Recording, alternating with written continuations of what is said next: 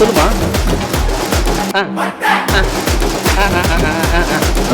கண்டிப்பா கண்டிப்பா. சரிம்மா. சரி. அண்ணே போகலாம். தக்காளி இம்பாக்ட்ல சின்ன வெங்காயம் இம்பாக்ட்ல தக்காளி இம்பாக்ட்ல அண்ணே என்ன என்ன மறந்துடும்ண்ணே. என்ன மறந்துடும் என்ன என்ன என்ன ஆச்சுண்ணே? பொருள் தானே சொன்னாங்க. ஆமாம் அதுக்கு எதுக்கு நீ இவ்வளோ நேரம் அதையே திருப்பி திருப்பி சொல்கிறேன் தம்பி.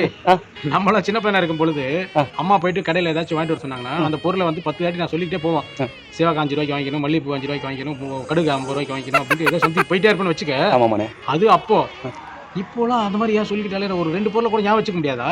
கடைகள்லாம் நிறைய பக்கம் பக்கமாக இருக்கேப்பா. இல்லைண்ணே அப்போ வந்து எதுவுமே வரம் தெரியாது சொல்லிட்டே போவோம். இப்போ எல்லாமே வரம் தெரிஞ்சாலும் வேலை டென்ஷன். அது இல்லாமல் அப்போ வந்து மறந்துட்டோம்னு வச்சாங்களே, அம்மா திட்டுவாங்க சொல்லிட்டு எங்கேயாவது ஓடி போய் ஒளிஞ்சுக்கிடுவோம். அப்புறம் விளையாண்டு பொறுமையாக வருவோம். ஆனால் இப்போ ஒளியவே முடியாதுண்ணே. ஏன் இப்போதான் ஃபோன் இருக்கு, ஃபோனை போட்டு காய்ச்சின்னு காய்ச்சிறானே.